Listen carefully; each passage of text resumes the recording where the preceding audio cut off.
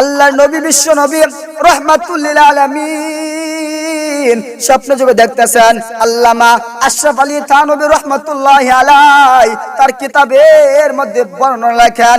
আল্লামা আশরাফ আলী থানভী রাহমাতুল্লাহি আলাইহি তার কিতাবের মধ্যে বর্ণনা লেখেন আল্লাহর নবী বিশ্ব নবী রাহমাতুল লিল আলামিন স্বপ্ন যুগে দেখতেছেন যে কিছু নারী পুরুষদেরকে জাহান্নামের মধ্যে তাদের সারা শরীরের মধ্যে আগুন জ্বালায়া দিছে। আল্লাহর নবী বিশ্ব নবী রাহমাতুল লিল আলামিন বলতেছে, ও ফেরেশতারা এই নারী পুরুষেরা কি গুনাহ করছে যে গুনাহ করার কারণে তাদের শরীরের মধ্যে আগুন জ্বলতেছে। ফেরেশতা বলতেছে, ইয়া রাসূলুল্লাহ, ইয়া হাবিবাল্লাহ,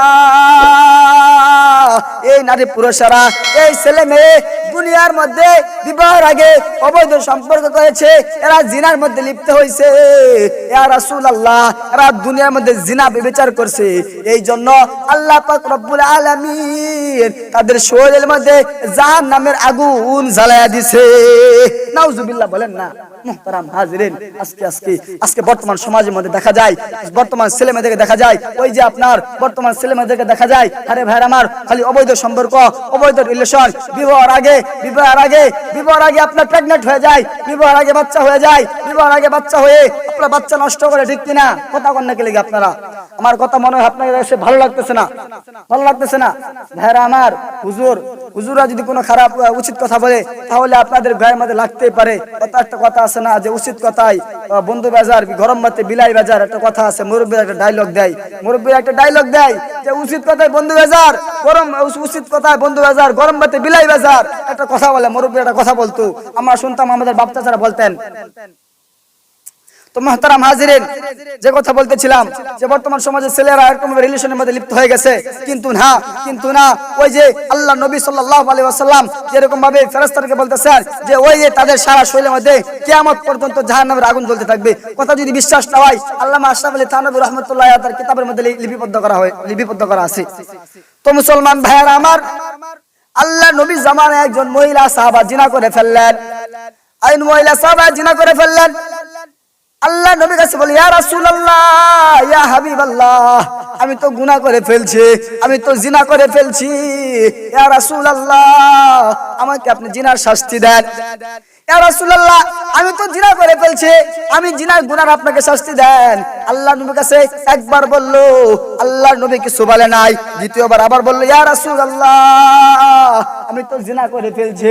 আল্লাহ নবী বলে, না না না না না, আমার সাহাবী জিনা করতে পারে না, আমার সাহাবা কোনো গুনাহ করতে পারে না। তৃতীয়বার আবার বললেন, ইয়া রাসূলুল্লাহ, আমি তো জিনা করে ফেলছি, শুধু আমি জিনাই করি নাই, ইয়া রাসূলুল্লাহ, ইয়া হাবিবাল্লাহ, আমি শুধু জিনাই করি নাই, ইয়া রাসূলুল্লাহ, ইয়া হাবিবাল্লাহ, জিনা করার কারণে আমার ঘরের ভিতরে সন্তান এসে পড়ছে।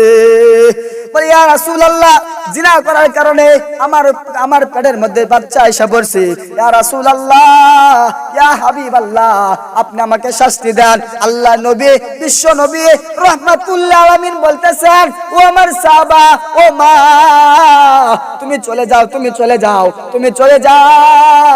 যখন তোমার এই সন্তান ভূমিষ্ঠ হবে, যখন তোমার এই সন্তানটা দুনিয়ার মধ্যে ভূমিষ্ঠ হবে, তখন তোমার এই সন্তানকে আমার কাছে নিয়ে আসবা, তখন আমি তোমাকে শাস্তি দিব।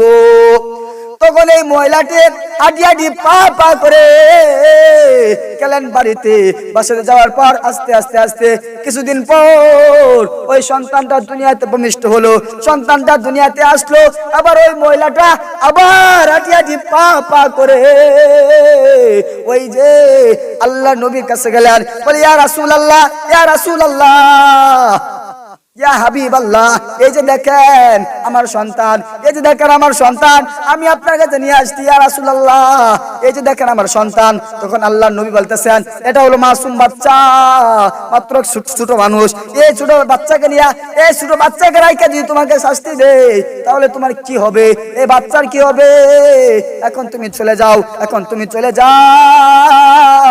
যখন তোমার এই সন্তান দুনিয়াতে, যখন তোমার এই সন্তানটা 2-2.5 বছর হয়ে যাবে, নিজে হাত দিয়া তুলিয়া তুলিয়া খাইতে পারবে, একা একা চলতে পারবে, তখন তুমি আমার কাছে আসবা, আর আমি আল্লাহর রাসূল, আর আমি তোমাকে শাস্তি দিব। এবার ওই মহিলাটা আডি আডি পা পা করে চোখের পানি ফালিয়ে বলে, ইয়া রাসূলুল্লাহ, ওগো আল্লাহ, কোন দিন তুমি আমার গুনাহের শাস্তি দিবা? ইয়া রাসূলুল্লাহ, কোন দিন তুমি আমার জিনার শাস্তি দিবা? আল্লাহ, তুমি বুঝি আমাকে মাফ করবা না? আল্লাহ, তুমি বুঝি আমাকে মাফ করবা না? আবার ওই মহিলাটা কান্না করতে করতে বাড়িতে গেল। বাড়িতে যাওয়ার পর ওই সন্তান 2-2.5 বছর বয়স হয়ে গেল। এবার ওই সন্তানকে নিয়ে আল্লাহ কিতাবের মধ্যে স্পষ্ট লেখা, কিতাবের মধ্যে লিপিবদ্ধ করা হয়েছে, কিতাবের মধ্যে লেখা, ওই সন্তানের হাতের মধ্যে একটা বিস্কিট অথবা একটা রুটি ওই মা ওই মহিলাটা সন্তানকে নিয়ে আসছে। এবার আল্লাহ নবীর কাছে আসলেন, ইয়া রাসূলুল্লাহ, এই যে আমার সন্তান, এই যে আমার সন্তান, দেখেন এই যে বিস্কিট, এই যে রুটিটা একা একা খাইতে পারে, একা একা খাইতে পারে, একা একা হাঁটতে পারে, একা একা চলতে পারে। বলে, ইয়া রাসূলুল্লাহ, ইয়া রাসূলুল্লাহ, ইয়া হাবিবাল্লাহ, এবার আমাকে আপনি শাস্তি দেন ইয়া রাসূলুল্লাহ, এবার আমাকে শাস্তি দেন। এবার আল্লাহ নবী, বিশ্ব নবী রাহমাতুল লিল আলামিন, একটা সাহাবীকে দিয়া দিলেন বাচ্চাকে, তুমি বাচ্চাকে লালন পালন করো গা। এবার কিছু সাহাবায়ে কেরামদেরকে বললো, ও আমার সাহাবায়ে কেরামরা, একটা গর্ত তৈরি করো। আবার একটা গর্ত তৈরি করলো। বলে, গর্তের মধ্যে ওই মহিলাকে ফালাইয়া তোমরা পাথর মিলতে মিলতে ওই মহিলাকে মেরে ফেলো। তখন একজন সাহাবী ওই মহিলাকে পাথর মিললো, ওই এক ফুটা ওই জিনাকারী নিয়ে মহিলার এক ফুটা রক্ত এক সাহাবীর গায়ের মধ্যে লাগলো, বলে আল্লাহ, একজন জিনাকারী মহিলার